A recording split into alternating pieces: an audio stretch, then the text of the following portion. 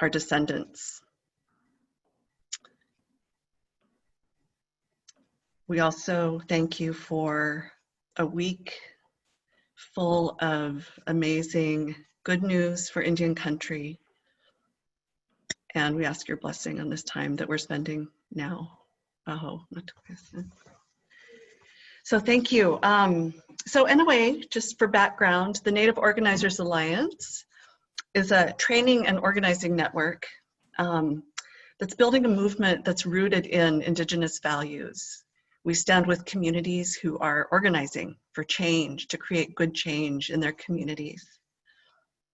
I want to acknowledge the other members of our NOA staff who are here today. We've got Judith Leblanc, who just went off camera. She's our director, and she's from the Caddo Nation of Oklahoma. And she's based out of New York City. I think you probably saw in the chat. I think she might get the prize for being the furthest from where I am in Washington State. We also have Robert Chen, also from an Oklahoma tribe, and Robert is our behind the scenes guy who's also off camera right now, helping us kind of keep things going on the technological side of things.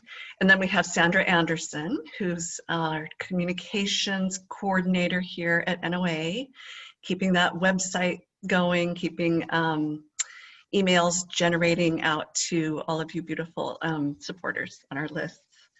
So Sandra is Danae, I meant to mention that as well. So we're offering this workshop today as a way to build our NOA community.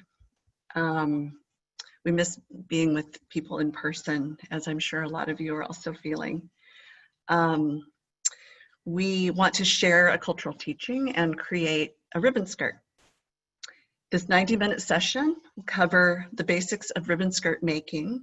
It'll share the history of ribbon skirts and discuss how online ribbon skirt sewing circles like this are building community during this coronavirus pandemic. We have a few technical suggestions before we start sewing that I think will help make this meeting work more smoothly. We've got all participants muted because we've got a lot of people who signed up for this call, and it looks like we're up to 123 at this point.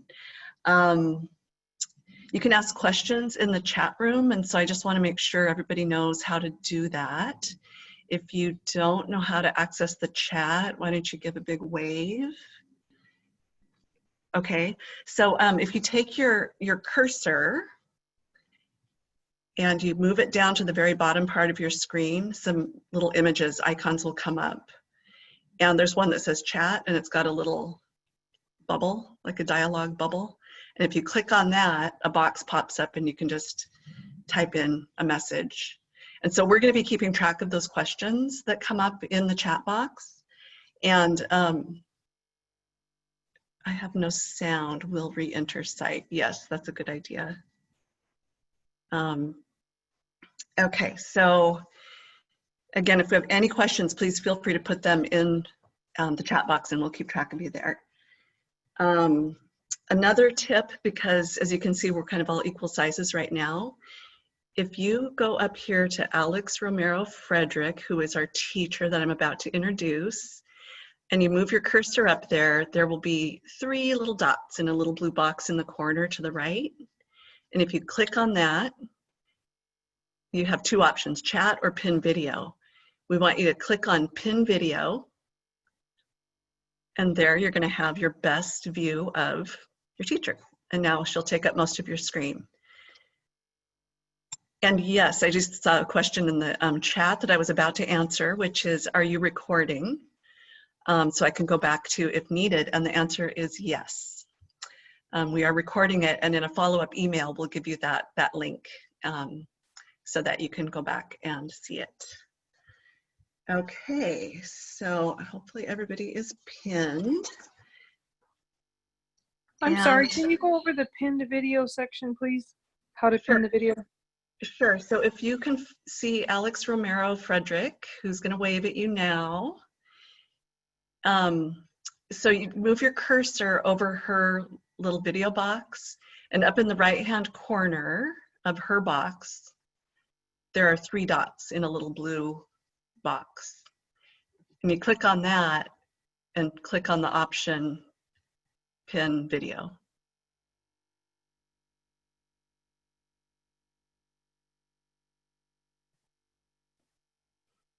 Okay, so you might try also tapping on speaker view. I think that's, which is up in the upper right-hand corner of your main screen. It should say speaker view. Okay, so are we ready to introduce our teacher? So Alex, let me introduce you all to Alex Romero-Frederick. She's Oglala Lakota, and she was born and raised on the Pine Ridge Indian Reservation. She's joined by her sister, Gusty Turkleson, who's helping with some of the technical aspects here of this session. So Alex now lives on the Rosebud Indian Reservation. And I'll kind of leave more of that introduction to our teachers. And I think it's almost time to start sewing. So just 2 more reminders. We are recording, just said that, so that you can rewatch, and then don't forget to pin Alex. All right, Alex, I'm gonna turn it over to you.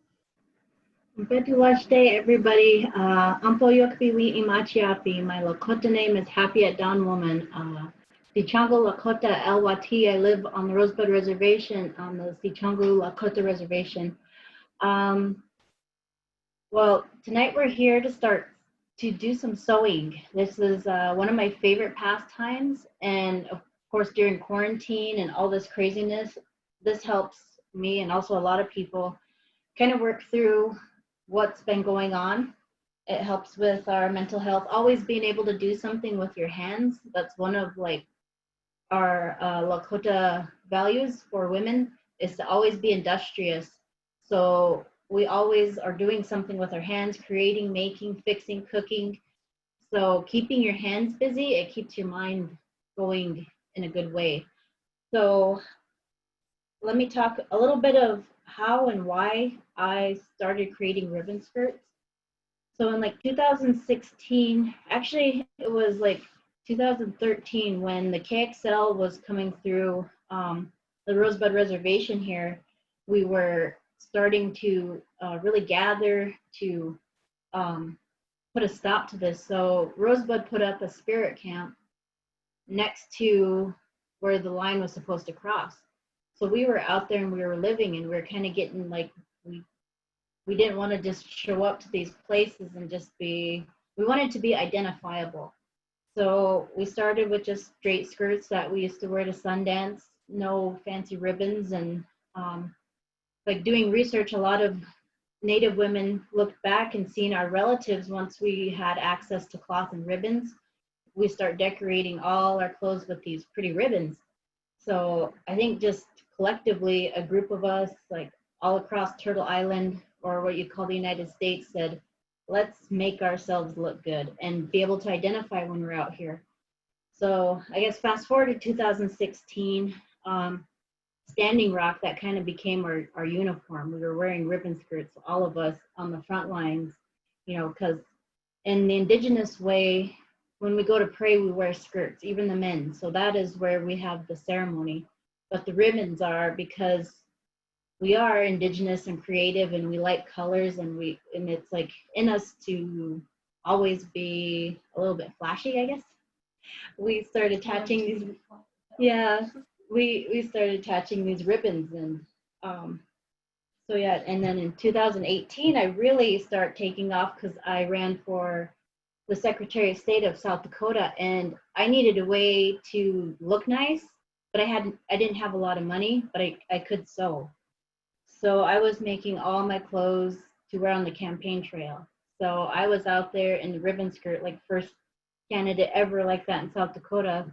And from there, I just kept going, and it's kind of been my business. I do fashion design. I've shown in fashion shows. I've been sewing since I was 8 years old, so it's just something I've always done. So I'm excited that you guys are here with me so I could show you methods of how I sew that make it a little bit more quick and has good quality. And don't worry if you don't have your machine, because I'm going to show you a few hand stitches that even if you don't have a machine, you can still make your own ribbon skirt and still be able to wear it. Another thing I want to kind of touch on, I have a lot of non-native people hesitant on whether or not they should be wearing ribbon skirts or buying them. My personal view is, as long as you're supporting an Indigenous creator, then I think it's okay for you to buy them and support your Indigenous. Like I said, they're like a contemporary fashion. So, but just be mindful of where you're getting it, just like beadwork or anything like that. Just be mindful of where you get it. So, if we're ready to go, we'll start here. How long do we have, shall we? I'm trying to keep track. Time don't matter to me anymore. So, we're right on track, and we have 45 minutes until I break in and share a little bit about what NOA is up to. Okay, cool. Good. Yeah. Okay, real quick, I'm gonna have my assistant, my baby sister, introduce herself, because you're probably gonna see a lot of her hands and her face while we're doing this. Hi, I'm Gusty Turkelston. I'm Alex's little sister, Kayuza Maniwi Machiapi. My Lakota name is Long Journey Woman, and I am also a diverse creative, but not so much in the fashion realm like my sister. I do a lot of graphic arts and design, but I am actually a conservation coordinator with Indian Nations Conservation Alliance. And I also work as a youth program coordinator and mentor for First Peoples Fund. And I'm just here to help out. Awesome. So what I want to start with is your fabric. So this here is really pretty. I like to go to quilting shops to get my fabric. Quilting shops have a better quality of fabric.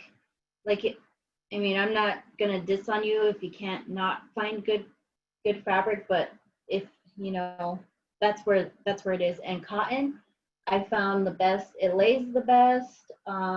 If you're just a beginner, it's easier to handle than, let's say, satin or silk. That's a little bit more tough. It's, you know, it keeps its shape. So yeah, I really like this cotton. I got this locally. I try to buy as much as I can locally and support local business. And also too, you know, when you buy Indigenous fashion, you're buying sustainability because it's a small scale. We only, you know, we don't do mass production, and you also support a family. So this one is what they call 45 inches. So when it's folded in half, it'll be 45 inches, but when you unfold it, it'll come on the bolt folded the long way. So I like to take it and then fold it in half. You'll see your fabric has like this piece that has writing on it. That's called your selvage edge. So I like to take it selvage to selvage and fold it. And then I'll fold it in half again. So you get like a rectangle. And this makes it easier for you to cut and have a more symmetrical cut. So I have one of these really cool little cutting boards, self-healing cutting mat. And they're handy, but you don't really necessarily need one. You just need like a yardstick. And since your selvage edge is basically straight, since you have this folded top part, 2 yards. 2 yards is usually a good rule of thumb for any width. 2 yards will make a small to an XXL. So 2 yards of fabric and the length is perfect. So I have a quilting ruler, but if you have a yardstick, that works too. Just whatever you got, as long as you can create. So I'm gonna line this up, and I have what's called a tailor's chalk, and it's just a piece of chalk. My grandma said you have to have one. So always keep them on hand, but pencils work good too because pencils will wash out. So if you don't have a rotary cutter, just take your ruler and make a line at the top. So I don't know if you can see that. It's blue chalk, so it has a little blue line. And that's the top. That'll be my waistband. Do you have a question, or is that just a... So my fabric shears. They want to know how you fold it. Okay, so maybe I'll have to stand up. Yeah. So when it comes on the bolt, it'll be like this. So it'll be kind of narrow and skinny, and it'll be very long. This is what 2 yards looks like when you get it on the bolt. So I take it and I will fold it in half,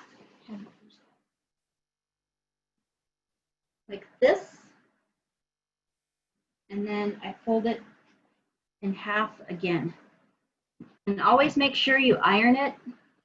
Wash it if you can, but that's really not too important. That's only like if you're working with a specialty fabric that will shrink. So you usually don't have to wash it right away if you're getting a good cotton. So I'm just going to use my rotary cutter for the sake of time. So this is a rotary cutter. It's got a sharp razor wheel on it. And you line your ruler up.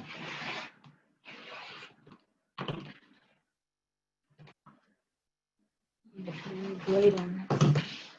So now we have 2 pieces to your skirt. So it's now cut in half. So because I have it folded, I'm able to cut the skirt because it's going to be too wide if you make it, because 45 inches and 45 inches is 90 inches, and that's going to be too wide. So I usually take about, let's see, I usually do on this quarter about 15 to 18 inches. So from here to here will be 18 because it's in fourths. So 18 times 4, that'll be your waist, or 15 times 4, that's 60. That'll be a 60-inch waist, which is good from, dependent on your elastic, that can make a medium to an extra large skirt. So that's just a basic, unless somebody commissions it, that's usually the size I make it. So I'm going to use my 36, 26. So I mark it with my tailor's chalk, 15 inches. So if you can see that there, 15 inches. And I kind of go at a slight angle all the way down. So it's not going to be straight up and down. It's going to be a slight angle. So I'm going to start up here where I marked my 15 inches. And that'll give her just a little bit more flare. And it looks good. And it also, I mean, front lines, if you got to run, you know, you can run, you can jump a fence, you can ride a horse. Trust me, we've been there. So, yeah, just a slight angle.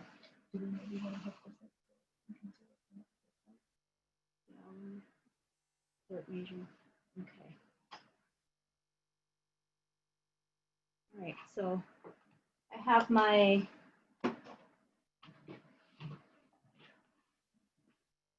right here. Oh, make sure you cut it and you don't do it on the folded line. So cut towards your selvage edge.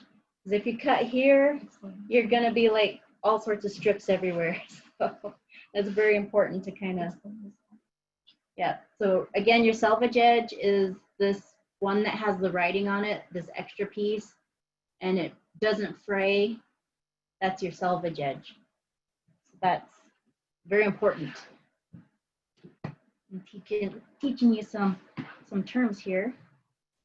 So I'm just gonna cut And because I have it folded in 4, this will be my 2 symmetrical halves. And it took a lot of playing around to get something to go good here.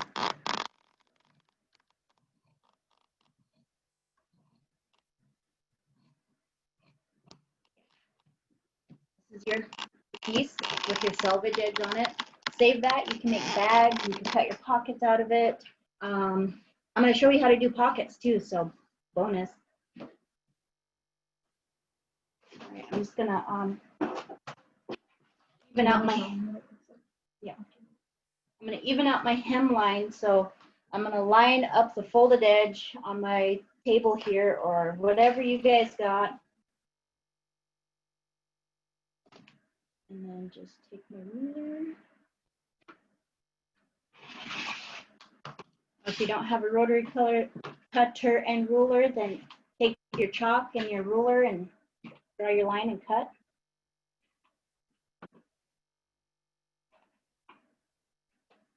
And if you guys are looking for some really quality fabric shears, LDH.com, they're really awesome.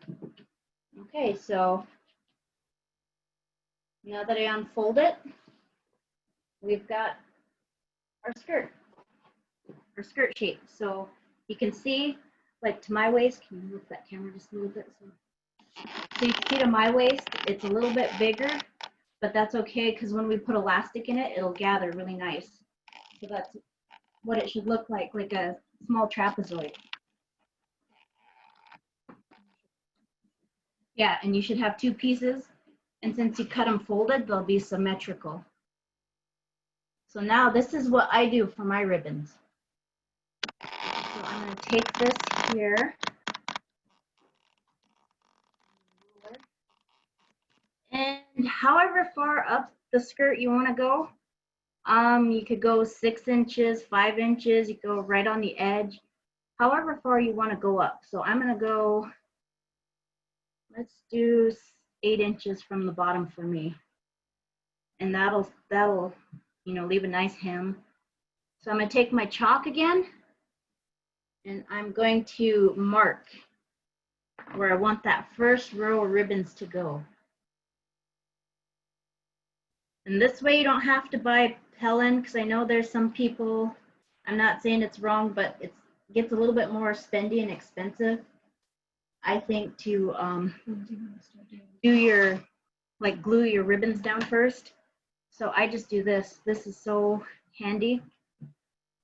So I keep lining it up on both sides. So you do one side, you flip it over, and you do the other side. So I'm gonna,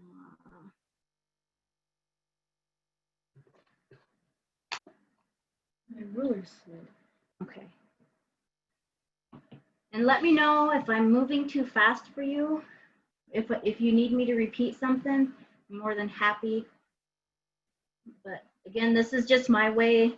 I don't think there's any wrong way or right way. This is just for me the most efficient way to do this. Okay, so I've got my line right here, and that's going to be where my ribbons go. So I have my ribbons here. We set them up, and we put them on little plastic baggies, because sometimes when you do more than one skirt, you are going to need a way to sort your ribbon. So what I do, I don't really measure. Yeah, maybe when I start sewing. But you guys can see this all right, can't you? Give me a thumbs up. I can see all yours. Okay, all right. I'm just checking. So I like to do my ribbons sewn in, and that's just what I call Lakota style. It's probably not, but that's the way I like to do it. I like a clean edge, I guess. And for me, it's about having enough ribbon to use, because if you see those with them in the sides, that's really cool, but it does take a lot of ribbon. And when you're always working on a budget, then, so I don't even measure. I just take it, kind of go across where that line is, and go ahead and cut. People are saying they're a little bit confused about the sizing. Okay, so are you guys having a little bit of problem with the sizing? So the top part of your waist,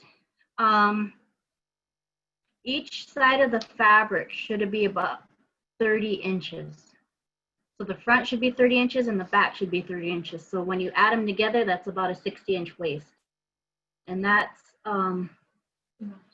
enough to make between a medium and an extra large. And also, I do about 34 inches length, 34 to 36, or depending on, however, I mean, there's no real wrong way.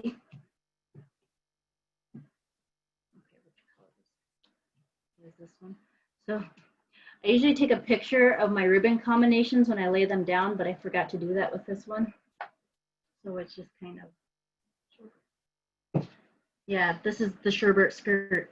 It reminds us of sherbet because we were all hot one day and we were like, we ate sherbet and that's what the skirt looked like. So yeah, it's a sherbet skirt. So Alex, this is Shelley, and I just wanted to say that we're at the half-hour mark. Okay. And I was going to say the time, but I realize we're all from different time zones. Okay. And I want to ask folks to weigh in on the chat. I want to check in and see how you're doing. Just, you can give me a thumbs up or give us a comment in the chat. And then, yeah, we'll just continue on for another 30 minutes to kind of make some more progress on this beautiful sherbet. Makes me want to go wander over to my freezer. Okay, we're hearing doing great, perfect pacing. I'm good, enjoying it, pretty colors, love the information. Oh yeah, there's little reactions. If you take your cursor and go down to the bottom of your Zoom screen, there's a button that says reactions and you can do a thumbs up. Although I can't see everybody, so, or you can do clapping. Pace is perfect, but we're just watching and not following. Cool. Would you give your scissor brand again? Yeah, I was going to ask about that, Alex. You said ldh.com, like LD as in, is it D as in dog or B as in boy? LDH. Scissors, great. Okay. Thank you. All right, feeling good, following along easily and looking forward to making my own skirt. Do like a camera tilt. Yeah. Okay. So Alex, we have a question. So Is here- there a connection with ribbon skirts and ribbon shirts? And thank you, Tammy Tiger, for the question. Yeah, but ribbon shirts are for like what the men wear. You know, they like to be fancy too. So, that's what I always thought. I don't know if there's like a teaching behind it really. It's a play on the old time shirts. You know, we did have shirts in the old days, and ribbon shirts are kind of based on the same thing. They're just, you know, using the ribbons as the designs. Mm-hmm. Beautiful. We have another question about how many different colors of ribbons should be used. Also, can you give insight into different sizes of ribbon? Okay. Is there a time when too many ribbons is too much? I don't think so. I think if you like it, the ribbons, the colors, I don't think it's too much. I mean, I've seen really beautiful ones that are stacked from the top to the bottom. It's just if you want to sit there and sew all those ribbons on, that's up to you. I generally I've done with like maybe 2 ribbons on it, just real simple, elegant. Should have had those up. I've done some with like a whole stack of ribbons on it. It's just your preference. Nothing's wrong. This one here, I think is Do you only use satin? I try to use satin ribbons because they move the best. They're most You know, you could buy one of these rolls. You could get 3 yards on a roll for about $2 to $5, depending on the width and the makeup. So see, like these ones, I've got,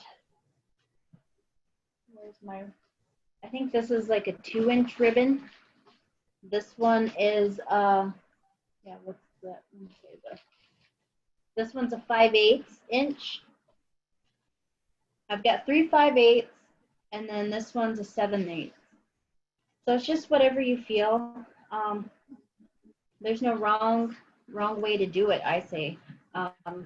Just go with what you think looks good. If it's just 1 ribbon on the bottom, 2 ribbons on the bottom, or 50 ribbons stacked from top to bottom, then that's just however you want to do. So I'm going to get in close here. This is a microtex needle, and this is what I like to use on my ribbon when I sew them on. So microtex, and this is a size 60/8, and they're really tiny, and they don't put big holes in your ribbon. So a microtex, and it's just a good, just a quality touch. So yeah, microtex. So I'm gonna put this in now. Let me find my, can you hand me that little white screwdriver? We're gonna put our screen on here because we're gonna kind of zoom into the sewing machine. Go ahead. So we do have a couple of other questions that are coming up, but there's some I'm going to save for later on so we can kind of keep moving forward in this part of the process. So hang on to those questions. We see them and we're keeping track of them. And Tashina, your question about 2 pieces of the skirt, I see Judith answered that. It is 2 pieces, not 1 really long piece. How far from the hem should we apply the first row of ribbon? And it's that's a personal choice. Just however, what you feel. Sometimes I go 5 inches from the hem. Sometimes it's 2. Sometimes it's 10. It's just like the fabric you work with. If you want to showcase the fabric, then maybe go a little bit closer so your ribbons aren't taking away from a pretty fabric, or balance it. You know, it's just what looks good to your eye. The only thing with microtex needles is they're really hard to thread. Okay. Oh, it's not. You might have to restart it. Here, I'll stop. Chen, will you restart the phone? Okay. I also said I was going to help you hand sew. So when we sew our ribbons on, we will use what's called a running stitch. And that is just your simple, like, in and out stitch. And you cut everything the same. So I don't know if you can see my needle. So that's just a running stitch. And this is a contrasting thread. So can you see that? So when you sew your ribbons on, hand sew, you just use a running stitch, and that'll, maybe somebody could put that in the chat. A running stitch, you can look that up on YouTube if you're a little bit confused. The size of needle, I just seen that question up here. So when I start to sew my ribbons on, I use what's called microtex. And it's a brand called Schmetz. I think that's how you pronounce it. Schmetz. And I buy these at my local fabric shop. She carries really good quality stuff, so I try to support her. But yeah, these microtex needles will not leave big holes in your ribbons when you're sewing.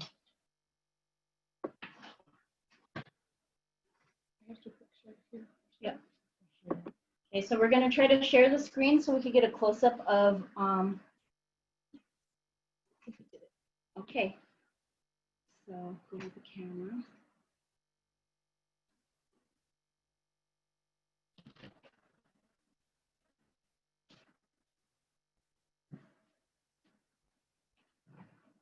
Uh-oh, froze. Okay, go to video right there. All right, so we're gonna lay this ribbon at this line, at our chalk line that we made. Come here to the machine. So this is a really important part. Increase your tension. It's like lagging. Put it on video.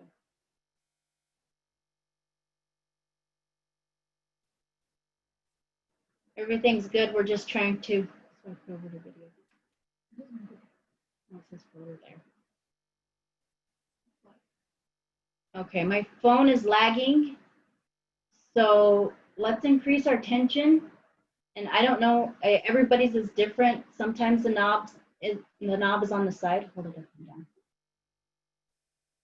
The knob is on the side here, but mine is up here. So I'm going to increase this tension. That keeps the bobbin thread from poking up to the top.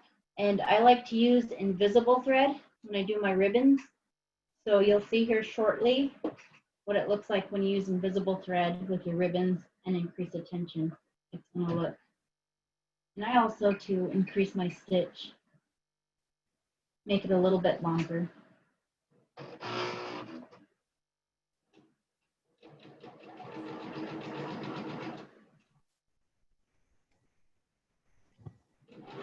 So I didn't pin my ribbons down, and that was kind of on purpose. I just don't like any holes in my ribbon, and when you use satin, they get holes very easily. So I just like to hold it against that chalk line that I made earlier, and then sew right along the edge.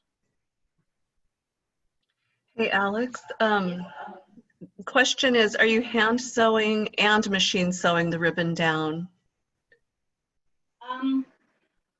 I usually just machine sew, but I was trying to explain there, if you didn't have a machine, Right. that running stitch is a good way to hand sew a ribbon down. Great. Okay, thank you. You guys can hear me okay over my machine, right?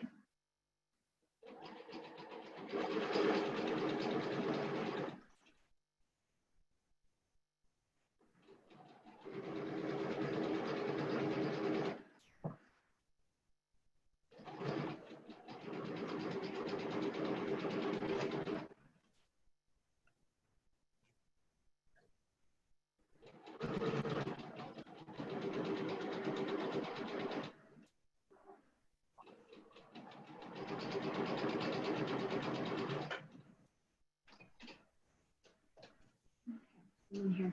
And you can see that, yeah, that's way laggy. Okay, here in a second, you'll be able to see that you can't really see that stitch. And when I come up here,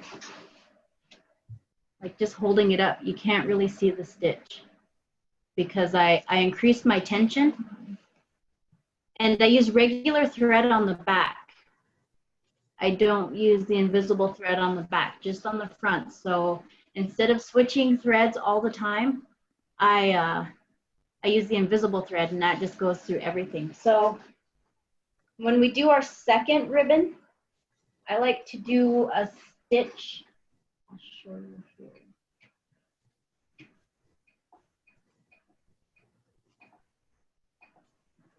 This is like a wide zigzag stitch, and it holds both ribbons down, and it's not your small zigzag stitch, and it does individual stitching.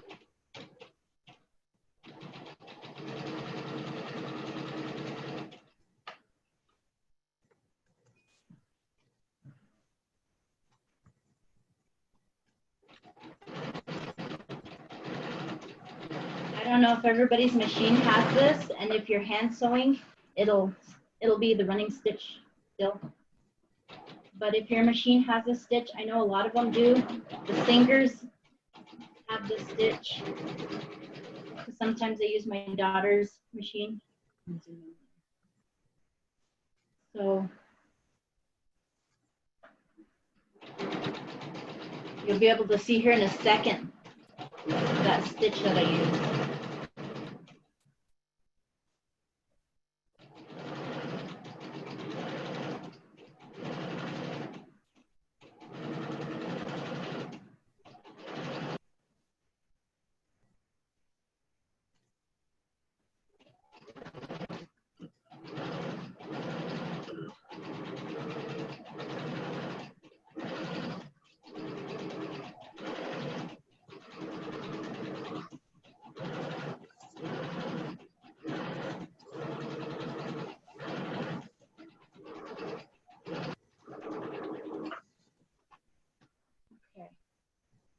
So I know that screen is lagging. I'm gonna stop this for a second. Okay, so that screen was kind of lagging, but can you see that zigzag stitch? Not really. Not really. Yeah, that's how good invisible ribbon makes things look, Wow. or invisible thread. So it's, yeah, it's a zigzag stitch. It's individual stitches that go back and forth, and it holds these ribbons down really well, and it also makes it a little bit faster. But I'm gonna jump ahead and we'll start kind of putting pockets together, because I think we're about, what, 15 minutes? Yeah, so we've got 15 minutes until we sort of take another break, but you can still keep sewing.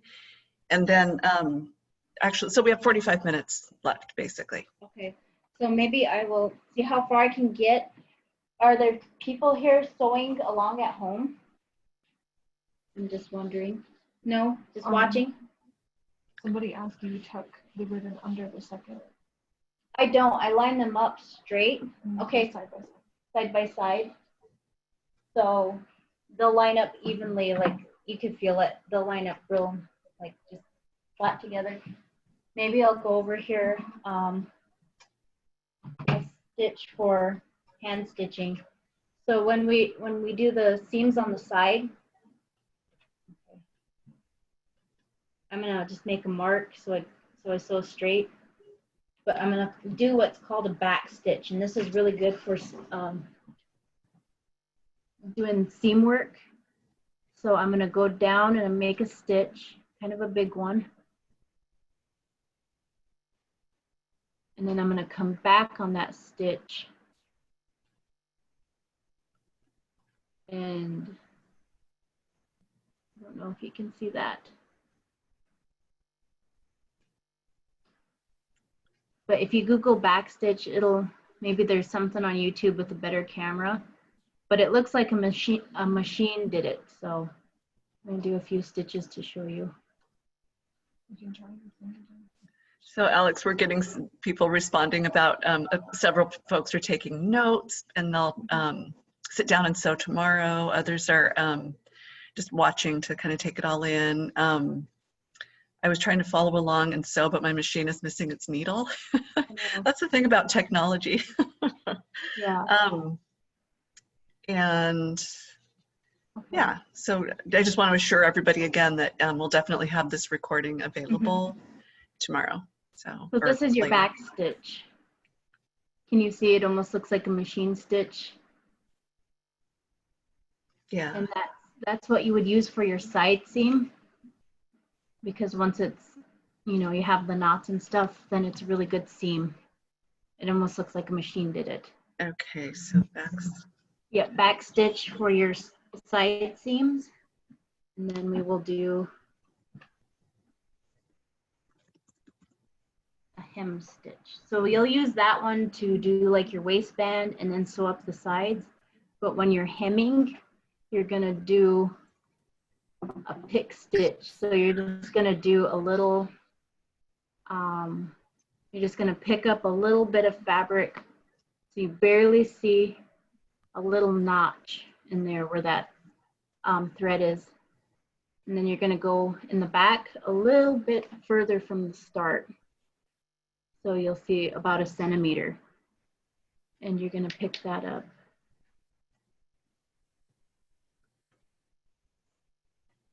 And then I'll show you guys how to, when we roll our hems and stuff here. Or a hemming stitch, I think some people call it. So if you get on YouTube, it's called a hem stitch. But when you use like matching thread, you won't hardly see those little tiny stitches in the front. I kind of made them big so you could see them. But this is what it'll look like in the back, if you can see that. It's like long in the back. And then you see, and then on the other side, you don't see that big giant stitch, just a little one. So, can I see that? Okay. She's over here trying it on, like, this is gonna fit me nice. So when I do mine, I usually use this 1 1/4 inch elastic. So that means when I'm putting my pockets in, this is pockets, so this might get a little bit, this is what you do before you sew up the sides. So it's basically taking the width of your elastic and doubling it. So if I've got 1 1/4, I'm gonna do 2.5 inches. Maybe we'll do 3 inches from the top.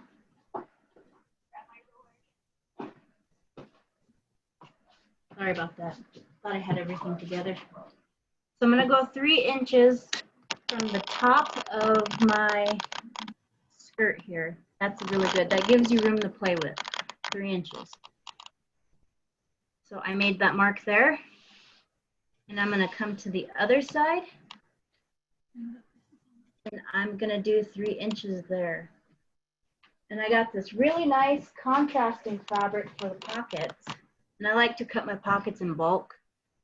So there's like enough for 4 skirts here. So I'm gonna take these pockets. This is what they look like. And I'm gonna lay one here with the flat side to the flat side. And I like to use Wonder clips instead of pins, just because pins fall out. But that mark I made at the 3 inch line up here, I'm gonna put the top of that pocket up there. And then just pin it on. So Alex, we have a question. Where the ribbon meets the edge of the fabric, how do you finish off the line of stitching, like to knot it? If you're hand sewing, just do a simple knot. But usually when I'm machine sewing, because I'm gonna make that, I'm gonna enclose it in the seam. So when it comes together and I sew it, that seam will lock it in. Otherwise, you can reverse stitch a couple stitches, and then that will be good. Okay. When I start sewing my fabric,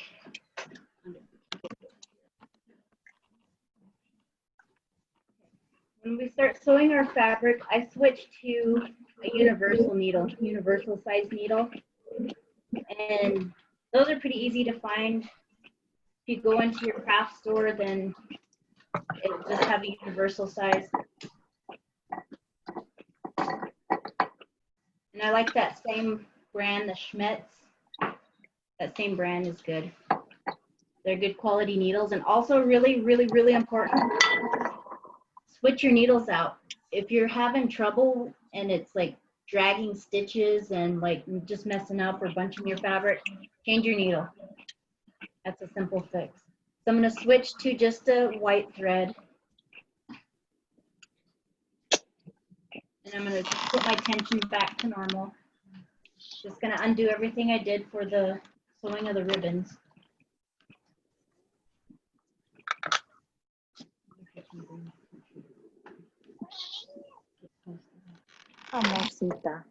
Okay.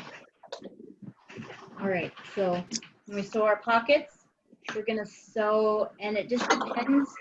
I like to give myself about, I don't know, 3/8 inch seam.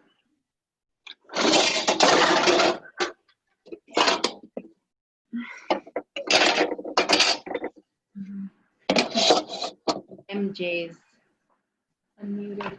I'm just gonna sew down 3/8 of an inch. Usually that's the edge of your presser foot anyway, so that's really easy. Just gonna sew those pockets right there.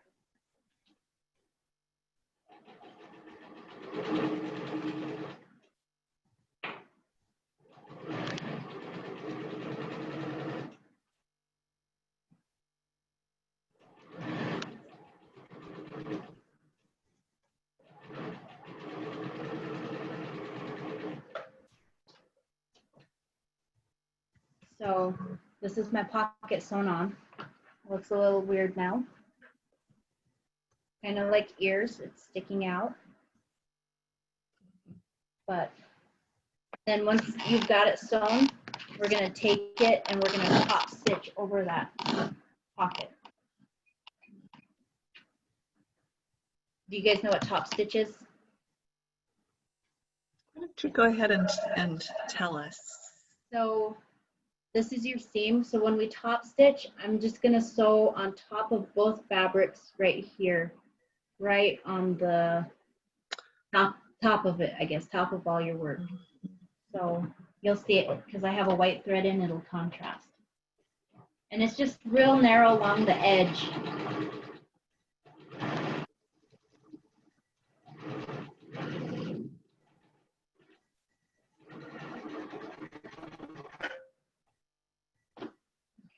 So this is a top stitch. I just sewed right along there. That helps your pocket lay flat within the garment. So Okay. when I sew them together, it'll stay right inside there and it won't come poking out. So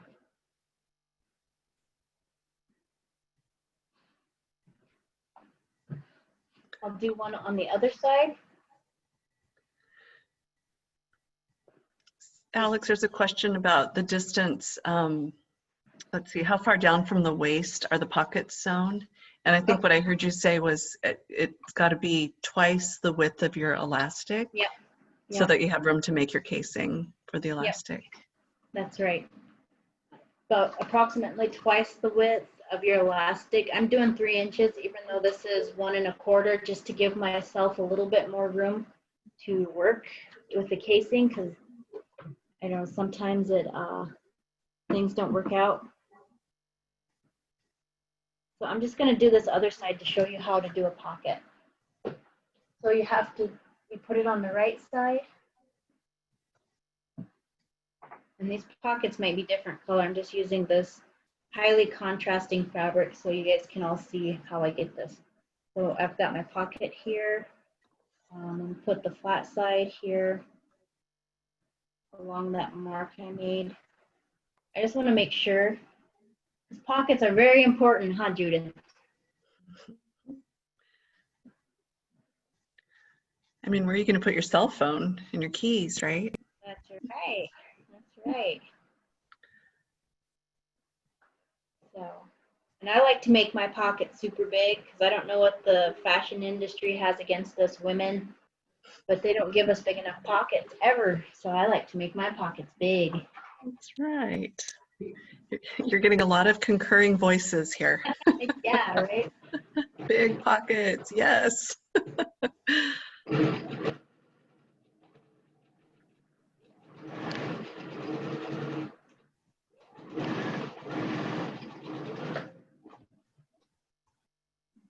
Stitch that. I usually like to press this too with an iron, but I don't have it set up here, so. And an iron's your best friend. You have to press everything as you go. It just makes it look so much better. And that heat will help lock in your stitches. So I've got my pocket. So this is the back side of my skirt. And then this is the front side. Okay. I'm gonna, right here. This is where magic happens. So I'm gonna stick them out like ears on the side of the skirt and make sure all my edges line up. And I'm just gonna go ahead and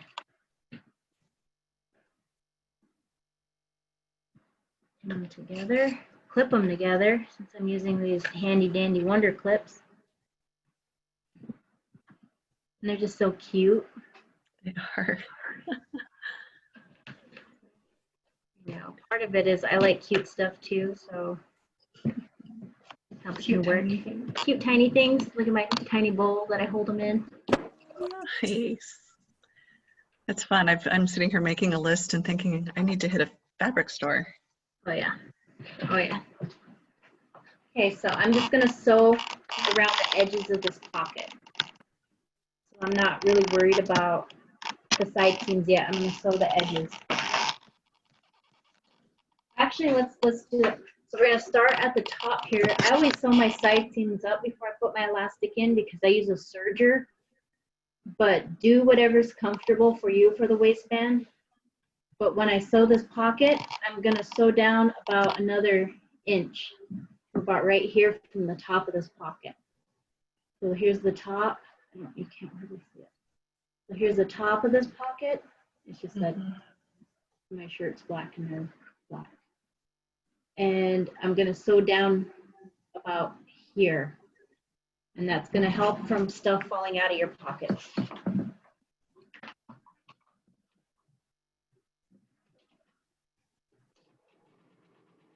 I hope you guys all are having fun here. I can see somebody is just joining. We had a question about patterns for the pockets. Okay, so I have a pattern from like dresses and stuff I make. If they have a pocket, I will trace it. And this is Swedish tracing paper. It's also really handy to have if you're doing patterns and you don't like to cut them up. And so I trace the pocket pattern and I keep it. And that goes into my little sewing kit and I keep that all the time. That way I have, like I said, when I cut pockets, I cut in bulk. So I've got like 20 pockets here. Yeah.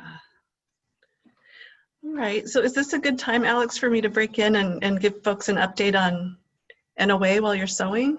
Sure. Okay. So I hope everybody's doing good. We're still at more than 130 participants, so that's a good. So I wanted to take a few moments to share what the Native Organizers Alliance has been up to these last few months, in addition to our big task this time, which is how to adapt our annual training and our trainings that we do from live, in person, and in community to virtual spaces. I'm sure it's a challenge that we're all kind of working our way through right now. But anyway, our really big project that we just launched a couple weeks ago, and it's fast and furious right now, is called the Indigenous Futures Survey. I'm wondering if any of you Native folks in this session have heard about this survey. We really, really, really encourage you to sign up. Take 15 minutes to help us. We're partnering with the Center for Native American Youth and Illuminatives to bring you the first ever Native designed opinion poll on topics like mascots, Native identity, community priorities, and governance. We need to hear from you. So the links are now in the chat if you're interested. You can also go to our Facebook page, and the link for that is also, yay, Catherine Fairbanks says, yes, I've completed the survey. And so as Catherine knows, one of the big motivators for doing the survey is to go to the very end, and then when you submit, you get a link to enter your name into a raffle for some really fabulous prizes, artwork, that sort of thing. So, so Judith, there's a question in the chat. I wonder if you can go ahead and answer about the folks from Canada. We love raffles, yes. Okay, so that's the survey. We also are going full bore with a lot of our community partners across the country on the 2020 census and the US vote and the Native vote. We've been working intently in 5 key states. I don't know if you all are tracking this as closely as we do, but you know, there are other Native orgs out there and leaders who've sort of made this analysis that the Native vote could actually make a huge difference in electing our next slate of leaders in this country at the state level, in the Senate.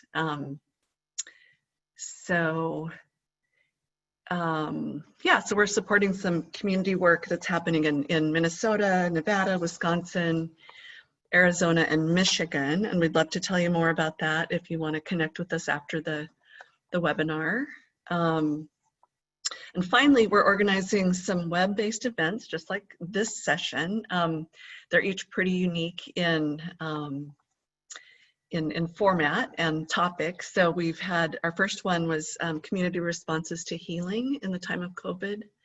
That was in May.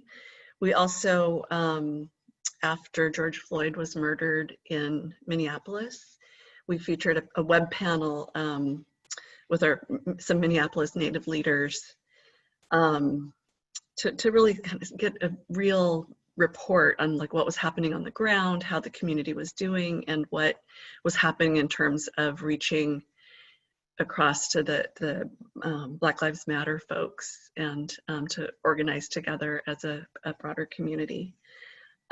We also, just yesterday, partnered with Illuminatives and the NDN Collective on a national Native town hall that covered topics of mascots and current events in the sacred Black Hills, and on topics of justice and building a multiracial movement for justice.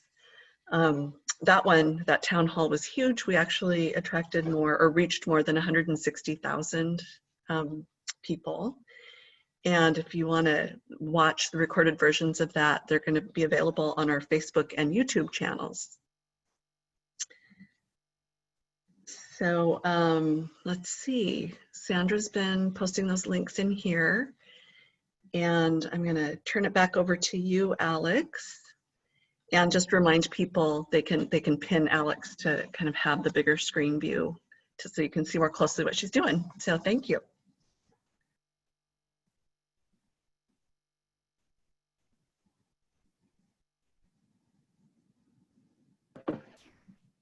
Okay, so here I'm just catching up on my ribbon.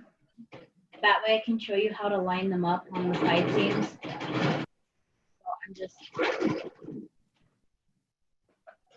possibly not, probably not. I was just sewing away and then I wasn't. Something happened here.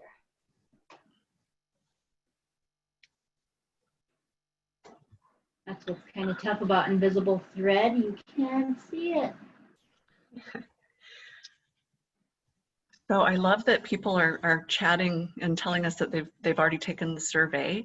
I really encourage you to get more family members, get your friends, your and people you work with who are, yay, copying and pasting all the links. That's great. Yeah, because we really need your help. Like the more people who weigh in on these topics will give us as organizers a clearer view of how we need to change our messaging and our strategies to better represent what you all on the ground are thinking. So thank you for helping us spread the word. Yeah, and as a former candidate for the state of South Dakota, it's Indigenous people that are going to make the real change. Because we have like the innovation, and for 40 years our grandparents and parents have been telling us to get educated. So now we have a very educated generation. Like my younger sister here just graduated from Dartmouth. I mean, we're that kind of educated, and where a lot of the country is pushing now just for tech schools and certificates, we've pushed our kids to become super educated. So definitely get out, get counted, get registered to vote, because I know here in South Dakota, the Native vote could change so much.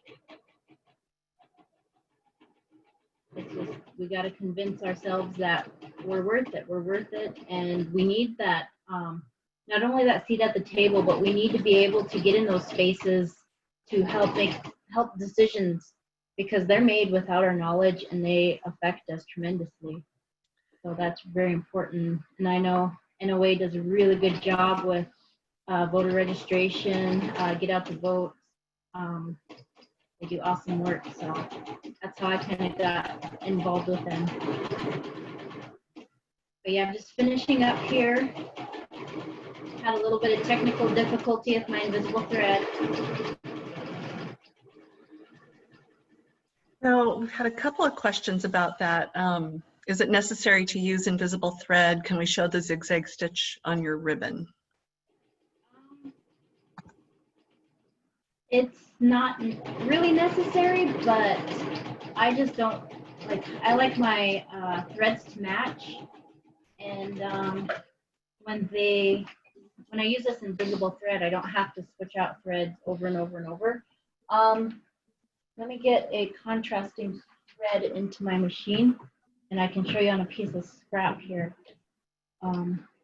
what that zigzag stitch looks like, because I know it's not fair for me to try to do bones when I do. I don't know, I didn't like how that lagged. It might help with like, can I send pictures to the group? I don't know. Is there a way we can send pictures, possibly? Dusty was wondering. We can send the pictures of what these stitches look like. I don't know on Zoom if there's a way to do that. I'll just do.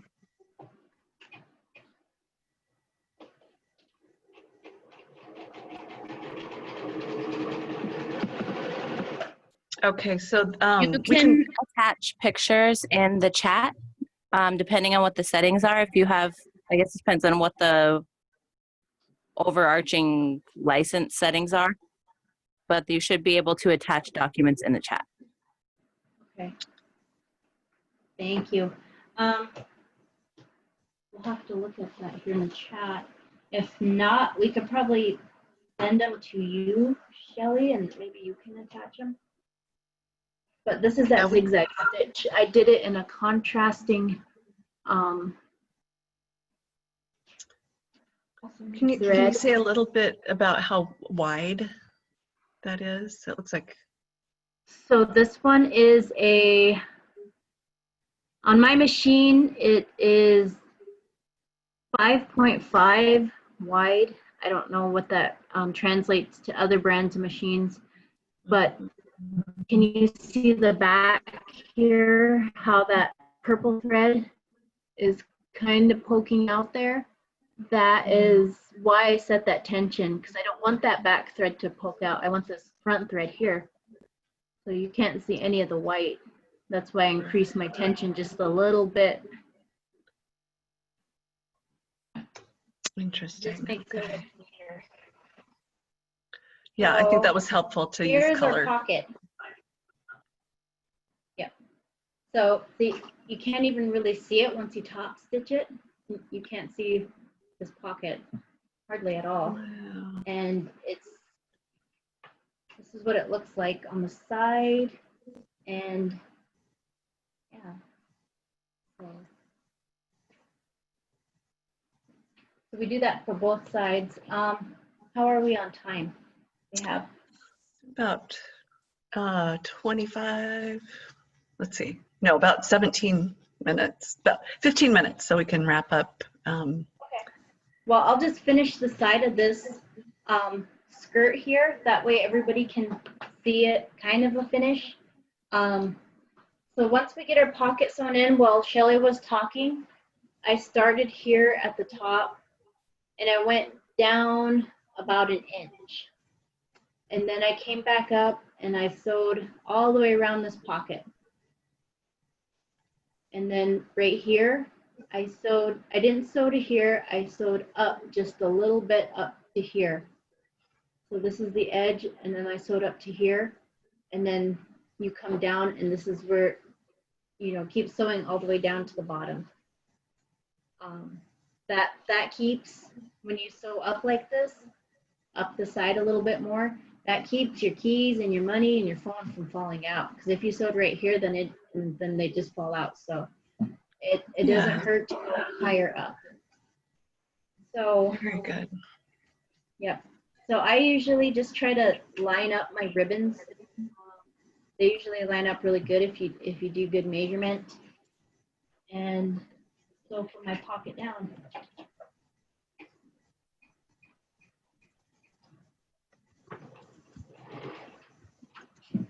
This is where you'd use that back stitch if you're hand sewing. And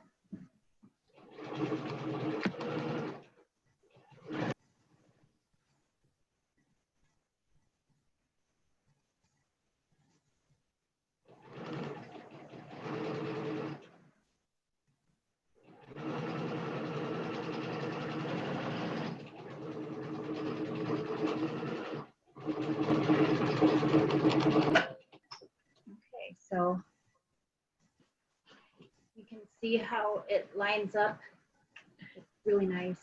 If you get Oh, yeah. ribbons puckering along the lines where the ribbons are sewn, what's the best way to fix them? If your ribbons are puckering, you might have your tension just a little bit too tight.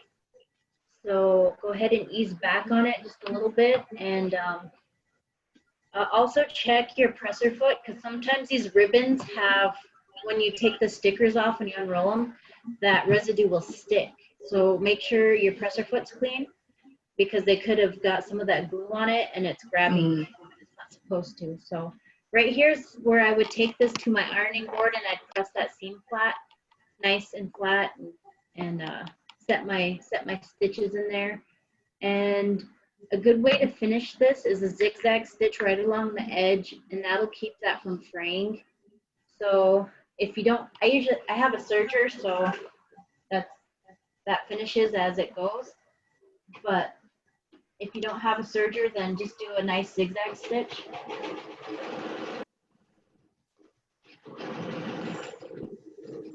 So I'm going to ask Sandra Anderson if she can answer this question about if the chat actually comes with the recording of the Zoom recording. So when we do the recording, it's usually put it to YouTube. So, but we can provide the chat if it's something we can do. I mean, we could Like do by that. email? Yeah. Okay. Right, Okay. so now that we're getting to the end where we would hem, after I sewed up both sides, oh wait, the hem is the last. Let's look at doing our elastic. So I'm not gonna like do the whole thing because I still have ribbons to attach and stuff. I'm just gonna show you how to do your elastic. So let's say, I think 28 inches. So this is sport elastic. It's got, I like this because I can, it's softer, a little bit wider, and then I actually sew more on it, so it's a little bit more sturdy. But for me, what I've found is about 28 to 30 inches is a good size for a large to extra large, and like 26 to 32 is a good, I think 28 is a good general size if I'm going to cut that ribbon, so, or that elastic. So 28 inches, and that's because it'll stretch when you're at 28 inches, it'll stretch all the way to 60. And the sport elastic is softer, so it's not going to cut in as much. It's not heavy duty, so that's what I like. So maybe 28 inches is a really good measurement for sizing. So when I do that, I'll take that and I sew this together first. So I might take a little piece of my extra fabric and I do a zigzag stitch.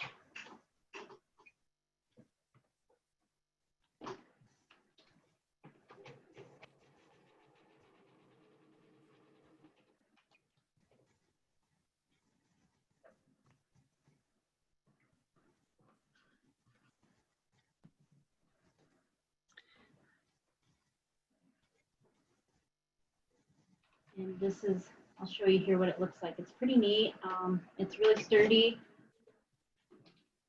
And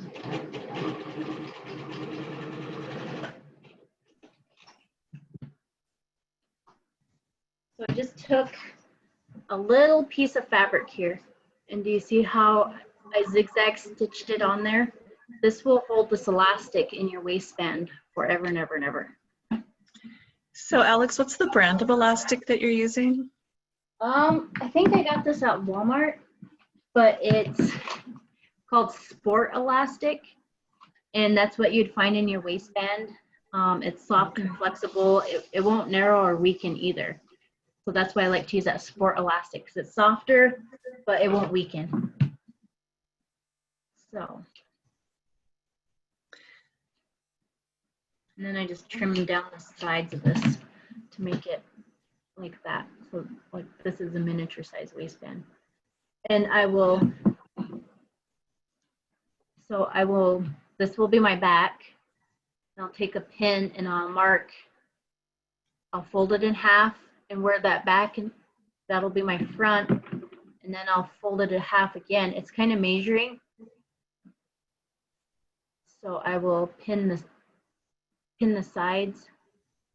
So I will have 4 pins in this elastic, or 3 because I see the back with that fabric.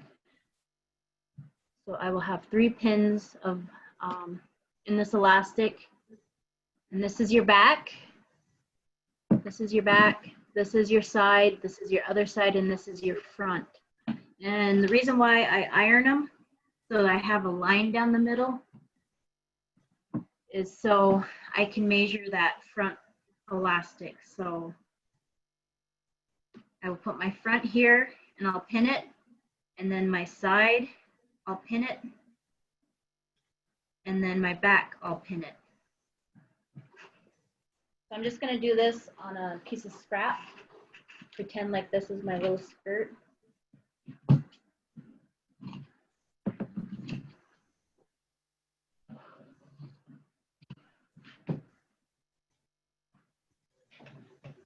Yeah. I should have just made a mini skirt. You know, that does raise a question that came up earlier in the chat. We have somebody on the call who is interested in sizing a skirt for a toddler. Okay. What is it? Let's see, I think I do twice as wide as they are long. So if they're like 20 inches tall, maybe not twice as wide, but you still, because toddlers run a lot, you still want to have room for them to run and play. Mm-hmm. So I usually get online when I'm trying to figure out sizes and do like the general rule of thumb that they use for sizing. So maybe the length is, let's see, I think if they're 2, it'll be like 12 to 13 inches long, and then do about 25 to 28 inches wide in front and back. So that'll get you about enough they will be able to run and play and jump. But don't quote me on that. I'm just trying to think on my. So when I start sewing and I pin them to my sides and my front and my back, I'm going to put it on a zigzag stitch, a really short zigzag stitch. And maybe I could do it. And I'm going to put it in there, put my needle down. If you have a machine that automatically puts your needle down, press that button. If not, you can turn it. And then I'm just going to pull this elastic and try to, make it go the furthest. So I'm going to do that, and I'm going to pull it in the back.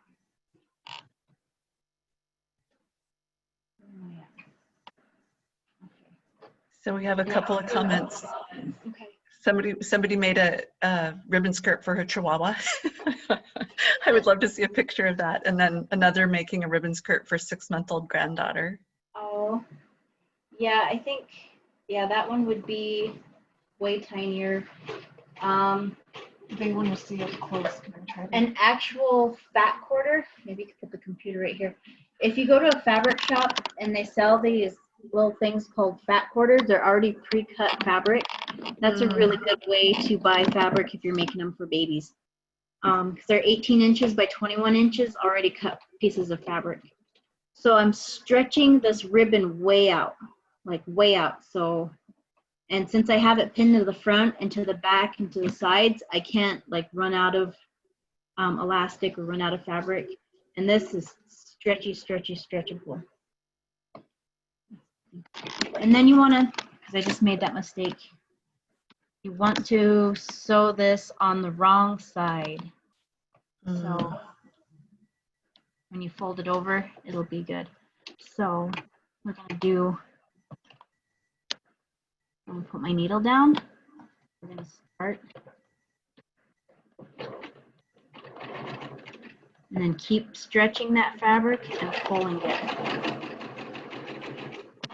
And then stretch.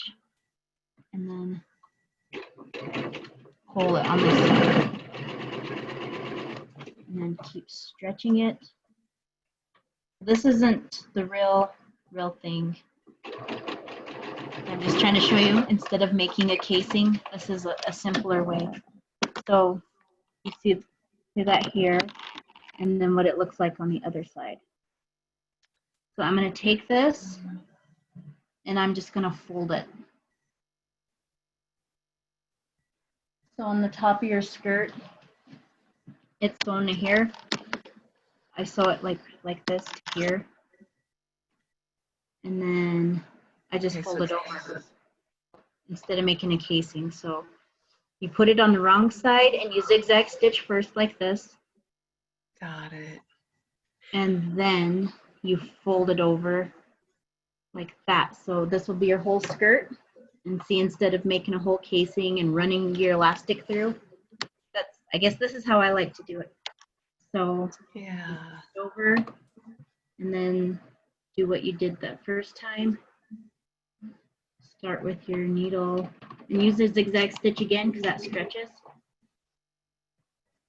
Always make sure when you're sewing elastic, you use a zigzag stitch to stitch it down. So just stretch it.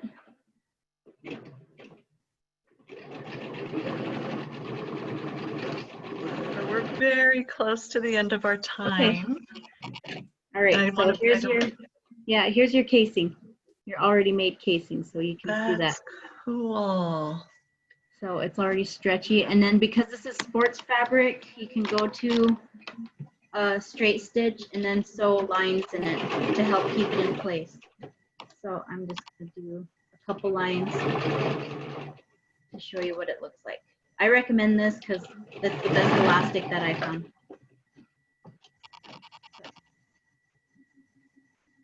You see that? Oh, right. So when it's going around the. Yep, Yeah, so you go all the way around. And to get that back into shape, you just iron it, a hot steam iron, and that'll bounce your elastic right back into shape, and it won't look all stretched out. Yeah. So one of our comments is, I like sewing elastic like this. The elastic doesn't flip around.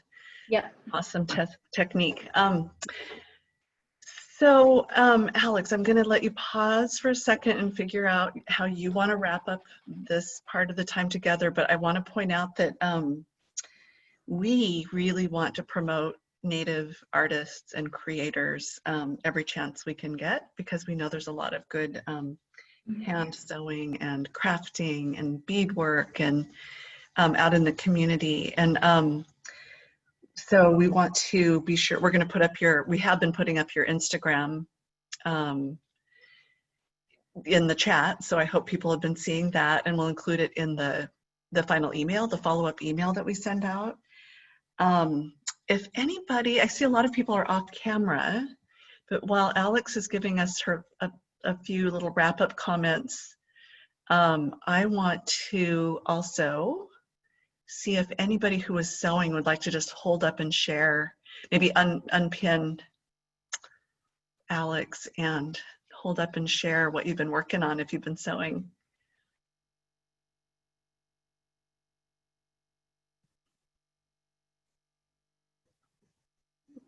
Here.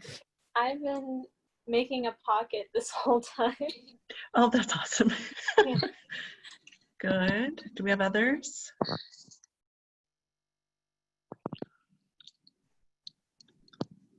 All right. I was just doing the video.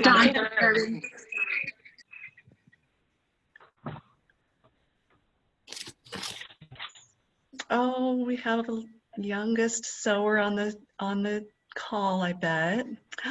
Look at that fabric. We got Mickey Mouse. This is Grace. She's 7. Just Grace. wanted to try to make something. So Yeah. Beautiful. Thank you. thank you. Nice going. Look at, hi, Polimana. And your pretty skirt. Gusty. Melody. Hi. Hi. Ooh, beautiful. Yeah, Polimana, they just graduated from Dartmouth couple weeks ago? So, yay. Yay. And she came home So to make me a proud. ribbon skirt. So thank you, ladies. Yeah. Yeah, So, Alex, thanks for joining us. so any last things about the skirt? So I usually sell on Instagram. I do more than just the skirts. I'm actually getting into swimwear. And tonight, my sister and I, with my Trump check, I bought a website. Oh, So cool. we've been working on it, and we're gonna launch tonight part of what my husband and I are working on doing, and it's rezraised.com, and that's REZRAISED,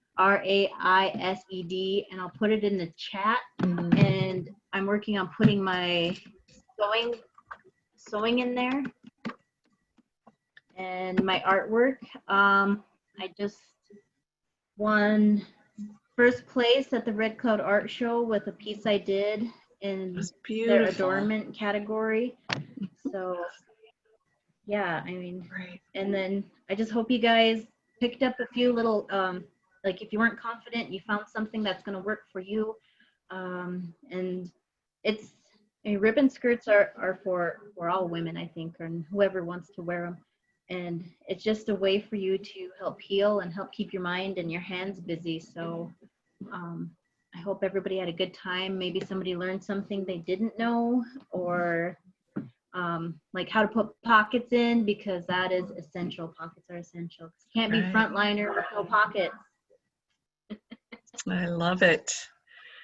I love it. Social change is in the air. We're going to change the fashion industry. So thank you so much, everybody. What we like to do at the end of our calls, because we don't like to leave you abruptly, is we invite you to join us in a virtual handshake. So we put our hands out like this and just shake each other's hands. Thank you so much for joining us, and watch your email your email inbox to watch for our next offerings. So and send us pictures of your skirts if you make them. Yep. Thank you all. Thank you all for showing up. It was so much fun. Bye. This is great. Beautiful skirts. I want that.